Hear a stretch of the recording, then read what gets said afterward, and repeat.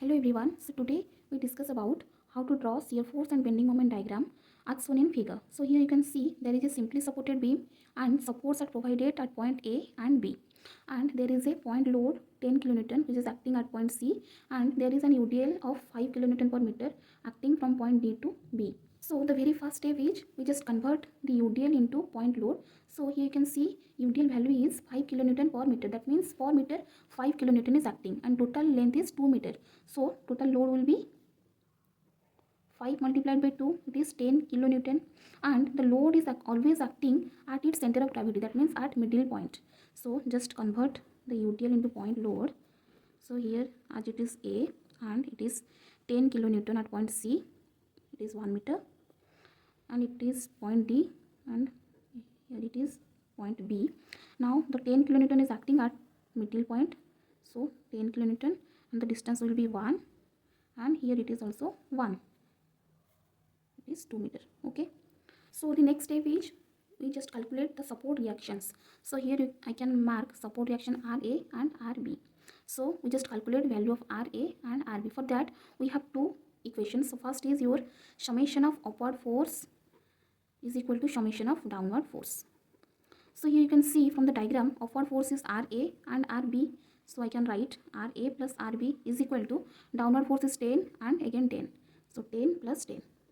So RA plus RB is equal to 20 kilonewton. It is your equation 1. Okay. Now the next step is we just take moment at point A is equal to 0. That means moment at A is equal to 0. So first, what is moment? So moment is equal to force multiplied by perpendicular distance. Okay, so we just take moment at point A is equal to 0. Here I can write anti-clockwise moment is equal to clockwise moment. So we can see that there is a force RB which is acting 5 meter away from point A. So the force is RB and the distance is 5 meter, and it is anti-clockwise. You can see the force is in upward direction, so it will be in anti-clockwise direction. So I can write RB multiplied by 5.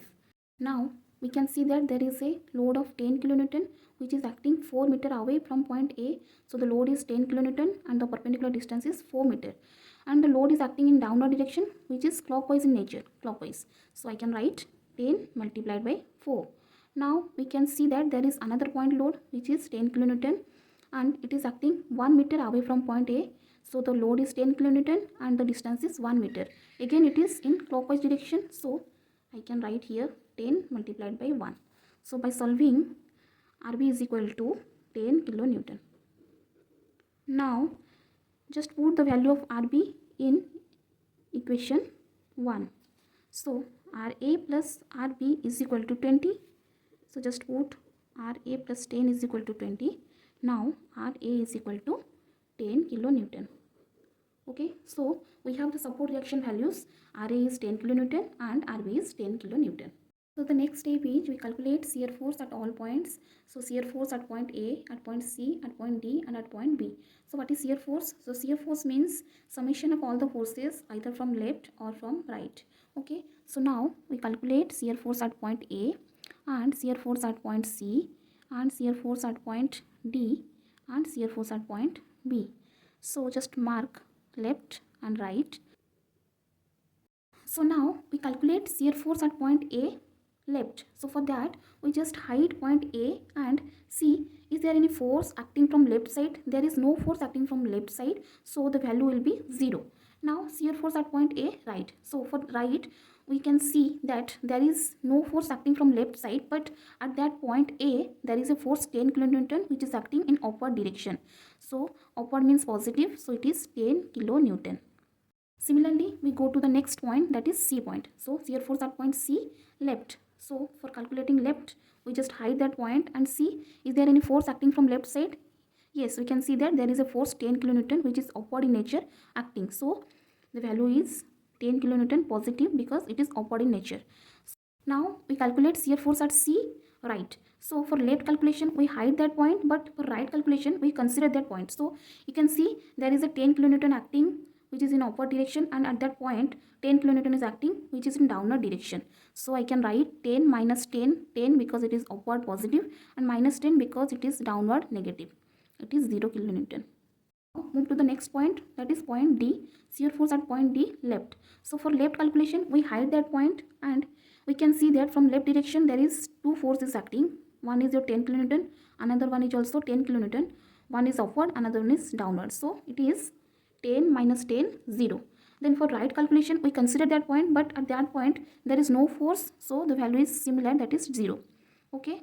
Now next move to the next point, that is point B, shear force at point B left. So for left calculation we hide that point and see that there are three forces acting. One is 10, 10 and 10. So 10 kilonewton is upward direction, so I can write 10 is positive because it is upward. Then next is again 10, but it is downward, so I can write minus 10. Then next it is again 10 which is downward, again I can write minus 10. So the value is minus 10 kilonewton. So for right calculation we consider that point also. So the value is 10, it is minus 10, again minus 10. At that point again 10 kilonewton is acting, which is upward in nature, so plus 10, it is 0 kilonewton.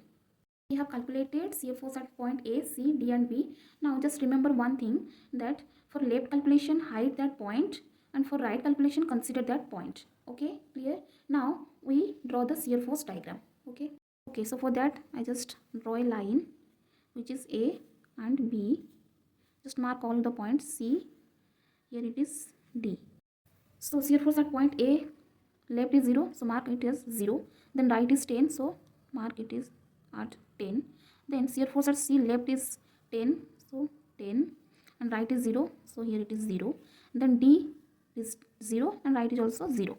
Then shear force at B is minus 10, then again 0. So here 10, then continue 10, then it is 0. Then C to D is 0, and at point D it is 0 and 0. Now it is minus 10, so just join the line minus 10, again join. It is minus 10, it is 0, 0, 0, 10, 10. It is positive and it is negative. So now the next step is we calculate bending moment at all points. That means bending moment at point A, bending moment at point C, bending moment at point D and bending moment at point B. We all know that bending moment means force multiplied by perpendicular distance. Okay, so we calculate bending moment from left side, that means from this side. So if we calculate bending moment from this side, then consider movement generated due to upward force is positive and movement generated due to downward force is negative. Just remember that. So now calculate bending moment at point A. So for that just hide point A and see, is there any force acting from left side? There is no force, that means no distance, so the value is 0. Okay, now move to the next point, point C. Again hide point C, and we can see that there is a force 10 kilonewton acting, which is 1 meter away from point C. So, and it is upward in nature, so it is positive. So 10 multiplied by perpendicular distance is 1 meter. So the value is 10 kilonewton meter. Okay, now next move to the next point, point D. Again hide point D, and we can see that there are two forces, one is 10, another one is 10. And consider first load, that is 10 kilonewton, which is 3 meter away. That means perpendicular distance is 3 meter. From point A to D is 3 meter, and it is upward in nature, so just write positive 10 multiplied by 3. Again one load 10 kilonewton, which is downward in nature, so minus 10, and the perpendicular distance is 2 meter. So multiplied by 2, it is 10 kilonewton meter. Okay, now move to the next point, point B. Again hide point B. You can see that there are three load, 10, 10, 10 is acting. So first consider the last one, that is 10 kilonewton, which is acting 5 meter away. So perpendicular distance is what? 5 meters. So 10 multiplied by 5. 10 is positive because it is upward in nature. Now next load is 10, which is downward, so just write minus 10, and the perpendicular distance is 4 meter, so just multiplied by 4. Then again 10 kilonewton, which is downward, so minus 10, and the distance is 1 meter, and value is 0. Okay, so we have calculated bending moment at all point A, C, D and B. Now we draw the bending moment diagram. So for that I draw a simple line and mark all the point A, C and D and B. Okay, so just remember one thing, that if point load is acting, then the bending moment diagram is inclined, and if UDL is acting, then the bending moment diagram is just curved line. So mark all the bending moment values. At point A it is 0, and then at point C it is 10 positive, so above, and at point D it is 10, again 10, and at point B it is 0. Okay, join all the lines, but we can see that in between A to C point loads are acting, so the line must be inclined, so join inclined line. Then C to D 10, 10, so just join. And we can see that in between D to B UDL is acting, so the line must be curved line, so just curve it. Okay, so it is positive, we will 10, here it is 10, just mark. So it is your bending moment diagram. Okay, clear?